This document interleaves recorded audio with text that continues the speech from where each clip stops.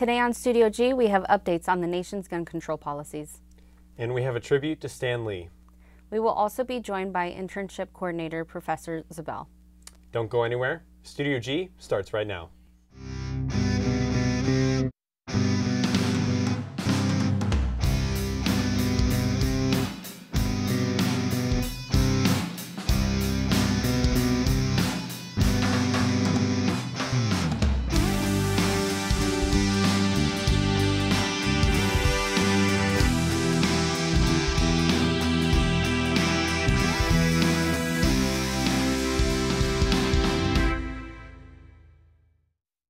Thank you for joining Studio G. I'm Trevor Glisson. And I'm Arlette Youssef. Sources say the Trump administration is set to move forward with a long-promised goal. It's not the border wall, but rather bump stocks. John Laurent reports. Change is imminent for some gun owners. This is the bump stock, which takes 4 to 6 minutes to put on, and this is the way it works. Sources say the Trump White House is getting ready to officially ban bump stocks. So we're knocking out bump stocks. I've told the NRA, I've told that bump stocks are gone. President Trump first announced this plan shortly after last year's shooting in Las Vegas that claimed dozens of lives. But despite bipartisan backing, it's been a long process. In order to terminate bump stocks, we have to go through a procedure. We are now at the final stages of that procedure. Bump stocks allow semi-automatic weapons to fire rounds much quicker than usual. The Obama administration concluded bump stocks were a weapon accessory and clear from federal regulation. Not everyone will be in favor of this ban. If you're a law-abiding citizen in America and have a clean record, you should be able to own anything you want. A source says the new rule calls for giving bump stock owners 90 days to either destroy or turn in their devices. What should be banned is bad people. We, the people, have the right to protect ourselves and our family, even into the shedding of blood. I'm John Lawrence reporting.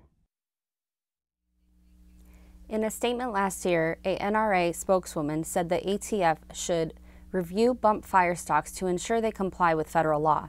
But she also said the organization is against stricter gun control legislation that some members of Congress do favor. Border Patrol officials are getting ready for the possible arrival of a group of migrants headed for the U.S. Ciara Encinas spoke with an agent in Arizona about preparations. But our apprehensions number did double from 2017 to 2018, from 12,847 to over 26,000. Arrests have doubled, but where are these border crossers entering into our area? The individuals that we've seen in the Border Patrol out here in Yuma sector are these large numbers of family units who are crossing in between the ports of entry. The Morelos Dam and the Alamo Pond are two of the areas between the ports of entry that aren't surrounded by border fencing. Less than a week ago, Border Patrol says a Honduran national entered the U.S. and set a tree on fire, then threw rocks at agents trying to arrest him. This happening just yards away from the Alamo Pond. Individuals who are looking to cross illegally will climb down into the water and swim on either side, attempting to disguise themselves in the weeds and the reeds that are on either side, looking to disguise themselves from our agents who are looking for them. Border Patrol says the pond connects directly into Mexico, which makes the area unique. And there's no physical boundary there. That's because they aren't able to make one. That's also the case for the Morelos Dam in Yuma County, just about 2 miles away from the Alamo Pond.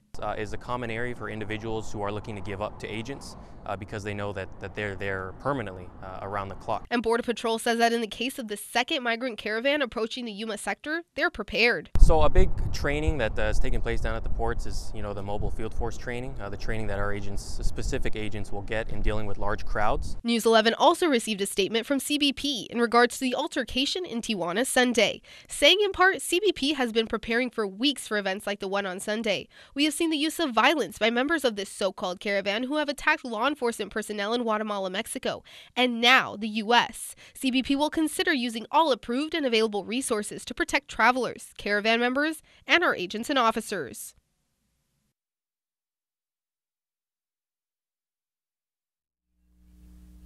As immigration continues to be a growing issue in the United States, we see stories like this more often. After the break, we come back to the studio. We are member supported. KUNV 91.5, The Source. Here's why you should become a member. Become a part of the public radio family while keeping jazz alive in Southern Nevada. Every member receives a discount card to businesses and restaurants around the valley, along with a premium of KUNV branded items, exclusive access to KUNV ticket giveaways for concerts and events, and private members-only events with prominent musicians such as Paul Taylor, Vincent Ingala, and many more. We are 91.5 The Source, and that source is you. So become a member today. McDonald House has been busy this year. I stopped by to discuss their work in the community. Since 1998, the Ronald McDonald House has provided temporary housing in the greater Las Vegas area to over 4,600 families. So our Ronald McDonald House of Greater Las Vegas opened its doors back in 1998, and it all started because of a family at Sunrise Hospital grounds. Somebody had noticed that they were spending a lot of time sleeping in their car while they were visiting their baby. And with that, our local owner-operators then decided, how can we make this happen? How can we help families and keep them together while their babies are getting treatments? And here came about the Ronald McDonald House. And we are celebrating our 20th anniversary this year of keeping families close and keeping them together. So we are in the holiday season here at Ronald McDonald House, and we have a great holiday party that we throw for our families. Santa Claus will be there and all sorts of toys. And one of the ways that the community can get involved is by going to our website and visiting our holiday wish list. We have all sorts of items on there that our families and kids need, both the parents and the little ones. And it's a great way to give back to our families and provide them that holiday feeling while they are away from home at our house. We've been awarding $4.3 million since 1999 when we first started our scholarship program. And that one's really close and dear to our hearts because, again, without the amazing support of our community partners and our local owner-operators, we couldn't make this happen. And it's a scholarship opportunity for local high school seniors. The application is open now, and the deadline for that is January 18th. And it's for any Clark or Nye County high school senior in the Valley, and they just go online. It's a free application, and it's an opportunity for them to get monies. For more information on volunteering during the holiday season or throughout the year, or even information on the scholarships for high school students, please visit the website below. For Studio G, I'm Arlette Youssef.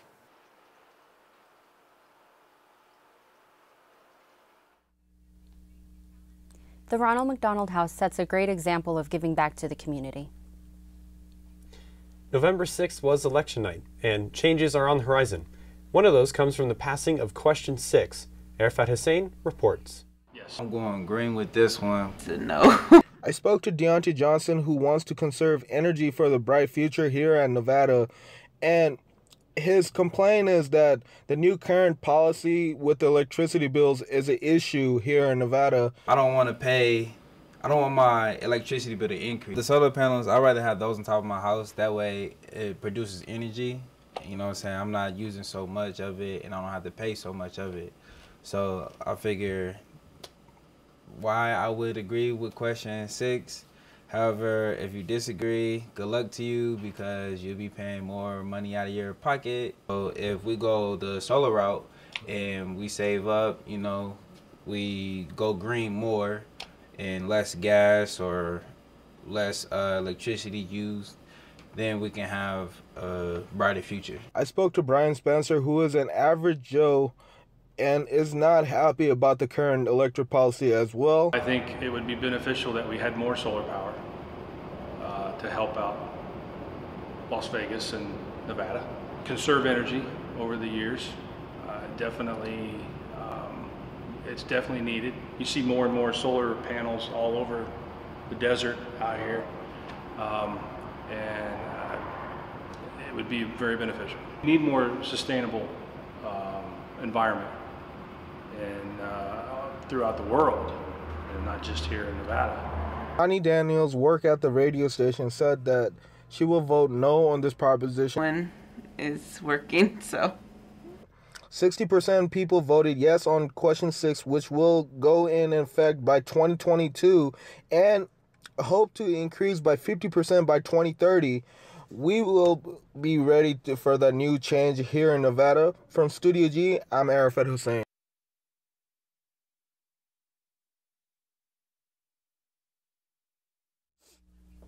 We are excited to see what changes may come to our communities after this recent election.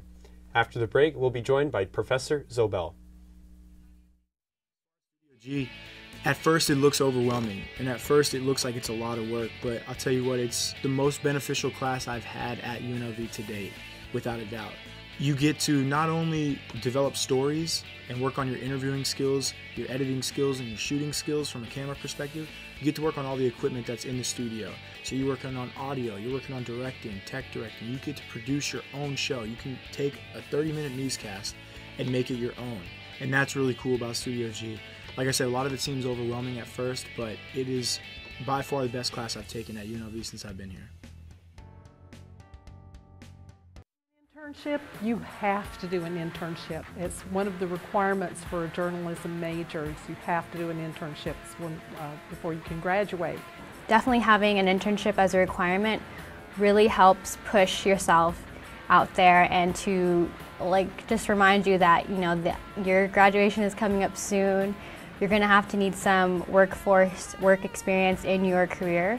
So it's really good to put yourself out there early on, and they tend to help students a lot more. So when you do a student internship, it really helps out a lot.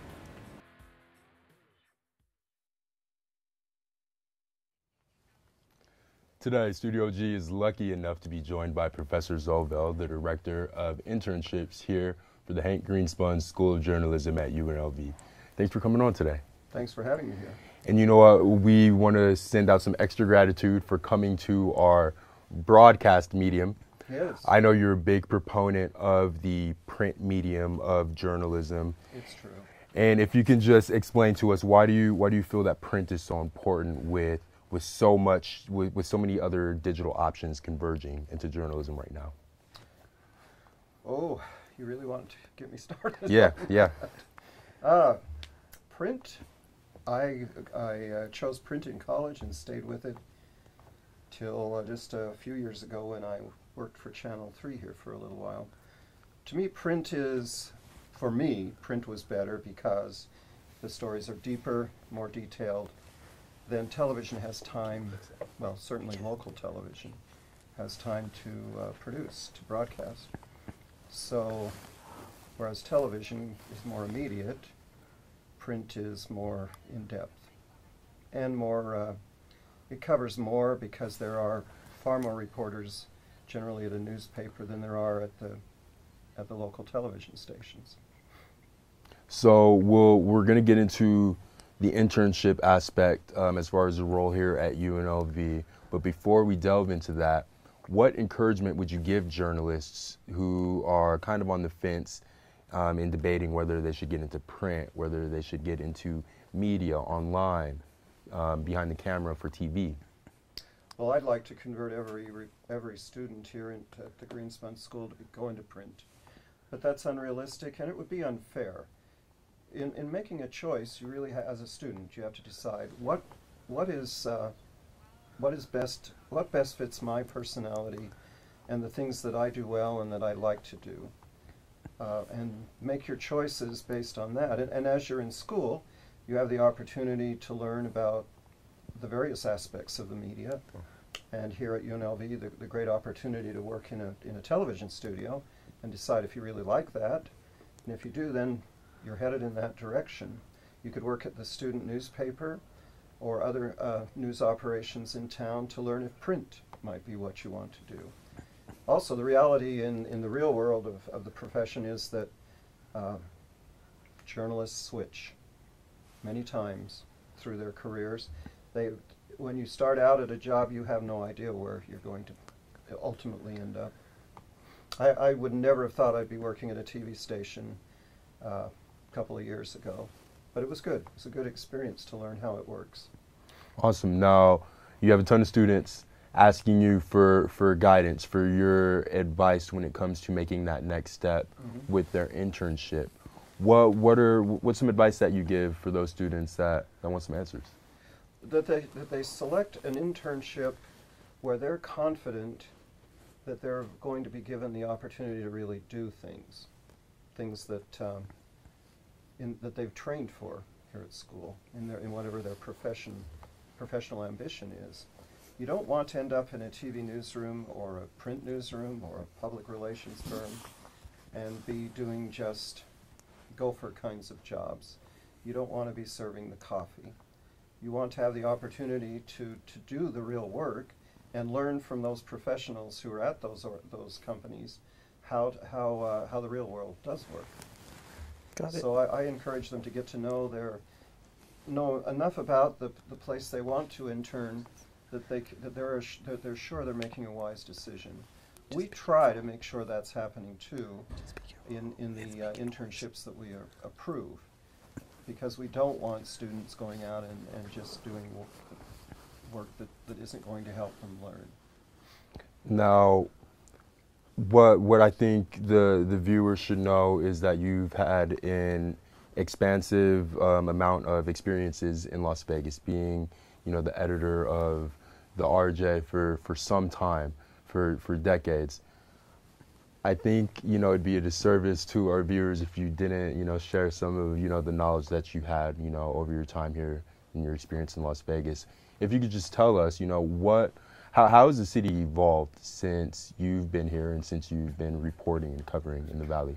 Oh, the evolution is remarkable. I thought this was a fairly big city when I moved here, but it wasn't.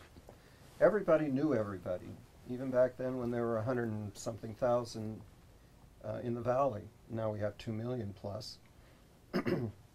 I could go to a restaurant anywhere in town as a reporter and run into people who knew me and I knew them. That's rare today because there are just so many people. That's just kind of an anecdotal view of how things have changed. The more important change is that the challenges of covering the news, covering what's happening in this community as a television station, a newspaper, a radio station, those challenges have increased dramatically because as the city has grown, the issues have become more complicated and the answers aren't quite so obvious.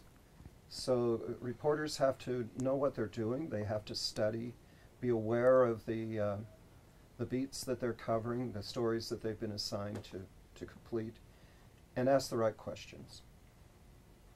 Well, that's all the time we have for today. Thank you for joining us so much, Professor. We'll be right back after this break. I'm Kylie O'Rourke. I'm Shervin Mushuri. I'm Langston Carter. Hi, I'm Holly. My name is Anna. My name is Jameson Wilk. Window on the Middle East. Spinning Indie. Good News with Holly. It's Jazz and a Touch of Soul. It's Latin Nights with Anna. The Rebel and Revolt Show. And you can check it out on therebelhd2.com.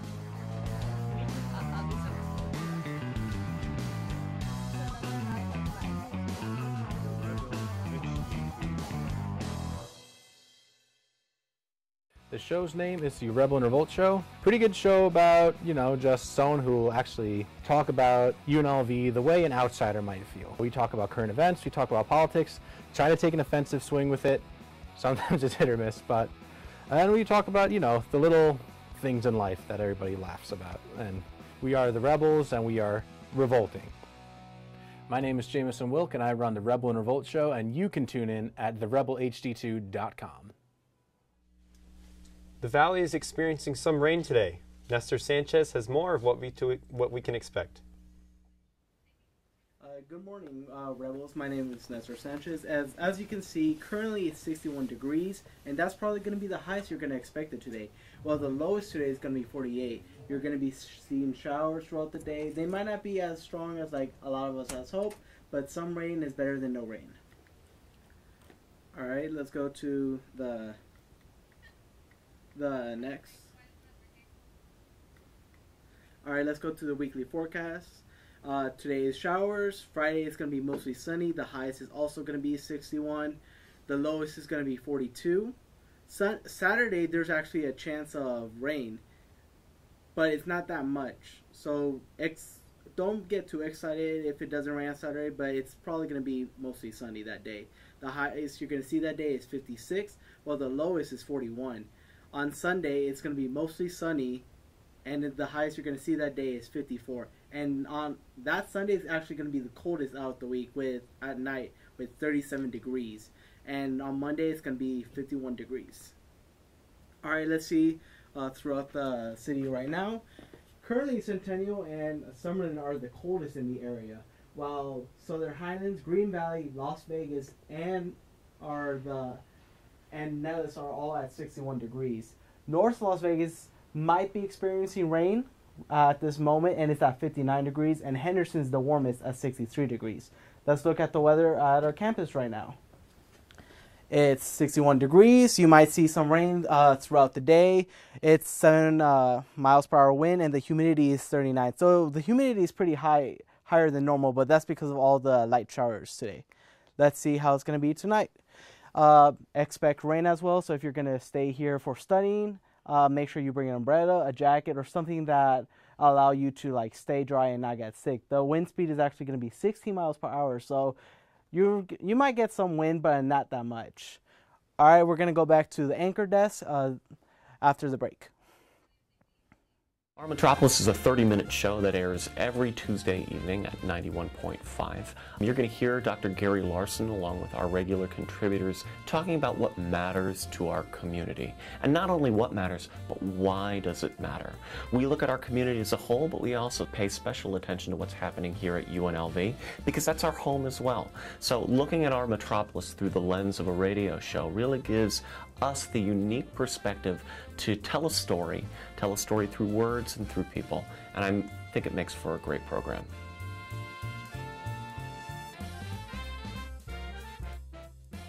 We are member supported. KUNV 91.5, The Source. Here's why you should become a member. Become a part of the public radio family while keeping jazz alive in Southern Nevada. Every member receives a discount card to businesses and restaurants around the valley, along with a premium of KUNV branded items, exclusive access to KUNV ticket giveaways for concerts and events, and private members-only events with prominent musicians such as Paul Taylor, Vincent Ingala, and many more.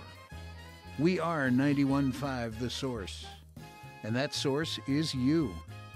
So become a member today. The next 30 days are going to be the biggest and busiest for holiday shopping. But don't let the stress of the retail frenzy turn you into a Scrooge in today's Consumer. In today's Consumer Watch, Meredith Wood has some tips to help you maintain healthy spending and avoid getting into debt. Long lines, hefty price tags, and large crowds. This holiday shopping season, some people may find it a bit hard to stay both stress-free and debt-free. But experts say a bit of planning can help you get through the holidays without losing your sanity and your budget. It lowers your stress level because you know how much you're spending. You're not going to walk out bankrupt from the holidays. Number 1, make a list and check it twice. Decide which loved ones are going to be getting gifts and then stick to a budget for each person. It forces you to be creative, right? Like if you have a boundary, now you have to think and be creative about the gifts you give so the gift giving gets better. Tip number 2, compare prices. When you're out shopping, check online prices for that same item on your phone. It may be cheaper somewhere else. And many retailers offer a price matching guarantee, so it pays to do a little research. Use the internet to your advantage. Like go on and price match company versus company because you'll end up getting a far better deal that can translate to a lot of extra money in January. And number 3, limit your spending and give back to a good cause. Take some of the funds that would have gone to presents and donate it to a nonprofit instead. But have your kids actually help think through what that nonprofit is, right? That will be a lasting memory, probably way more than just another video game. For Consumer Watch, I'm Meredith Wood. As we approach the Christmas season, stores will definitely be expecting more customers. Stan Lee was a powerful influence in today's entertainment. I created a tribute to Stan Lee to remember his legacy. So lucky to have fans who really care about you. And that's the reason I care so much about the fans, because they just they make me feel so great. Stan Lee passed away this year at 95 years old. He was the man behind Marvel Comics, as well as a frequent cameo in the popular Marvel movie empire. But Stan Lee was so much more than just a figurehead with a powerful imagination. He spearheaded social change when it wasn't popular. He created the first black superhero, Black Panther, in 1966, during the Civil Rights Movement. He popularized that women can fight like men too, all the while being an old friend that anyone could relate to. My earliest memories of Stan were reading those soapboxes. You felt like he was talking directly to you and no one else. What I didn't realize was that there was a kid behind me at the candy store reading the same thing, feeling the exact same way. In writing the soapboxes, I used to just talk to the readers, anything that came to my mind, just to make the books not seem like something cold and aloof and it's something you buy and you throw away. I wanted them to feel buying a Marvel book was like visiting an old friend. Stan Lee's creations impacted the entire world. People may recognize Stan as the dramatic old guy that played 20 different characters in Marvel movies, or they see him as a social justice influencer, or as a father figure. Stan Lee made everyone be someone. His legacy will live on, quite literally, forever. You know, I guess one person can make a difference. Enough said. For Studio G, I'm Trevor Glisson. So, what would you say is your favorite Marvel movie out of all of them? I would say Spider-Man with Tobey Maguire. Would you say Spider-Man 3? That was a pretty good scene from Spider-Man 3, Yeah. to be honest. I would say it would be either Black Panther or Captain America, the first one. I don't know exactly what the title was, but yeah, anyway. We're going to go to Nestor Sanchez for the picture of the day. All right, as you can see, this is actually a picture from a story that's going to be showing next week. But this is the Cactus Gardens in Henderson. That is the SOM's chocolate factory. Every year light up their botanical garden and they open it to the public. They have Santa Claus there, so if there's small children, they have. All right, we're gonna have go back to the anchor desk after this. Thank you, Nestor. Thank you for joining us today. We'll see you next time on Studio G.